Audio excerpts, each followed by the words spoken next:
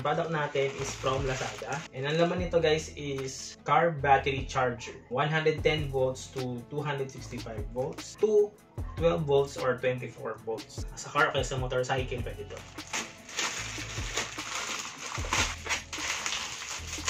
Yung pinaka-box niya guys.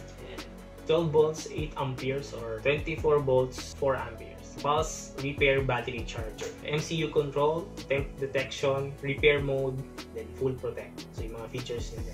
So saan siya pwede gamitin? Car, truck, AGM, motorcycle, repair. The unit natin is microprocessor controlled, professional automatic switch mode, LCD display, and pulse repair charge. Overheat, overcharge, short circuit, and reverse polarity protection. So, maximizes battery life. So, isang reason din kung bakit ako bumili ito guys is na-experience na namin na mawalan din ng charge yung battery. Naiwan namin bukas yung ilaw ng sasakyan. Na-discharge yung battery namin. Kung naghanap ng ganitong charger, ito ay malaking tulong ka. Kailangan mong i-charge yung battery mo kapag naubusan siya ng battery. Check natin yung loob.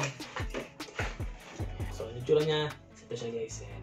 Yung pinaka-unit natin. So, meron siyang cable dito, yung red and black. Then, yung pinaka-kasama sa outlet. Sa side. Yan. So, may exhaust yan. Tapos, sa ilalim.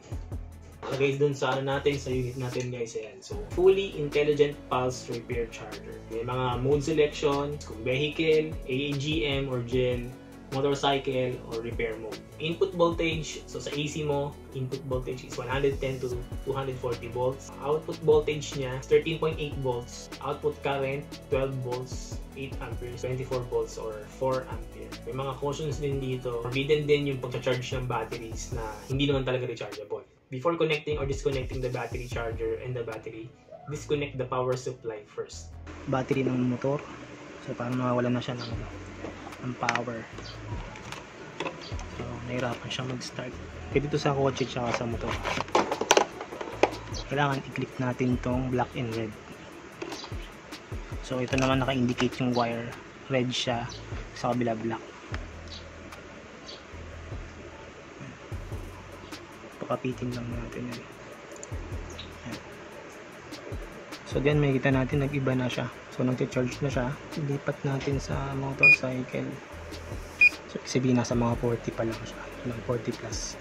So, unang lapag 60, 80, tas 100. So, ayan, nag-sabihin nag-charge na siya. Try natin i-full charge. Yung outlet natin ito.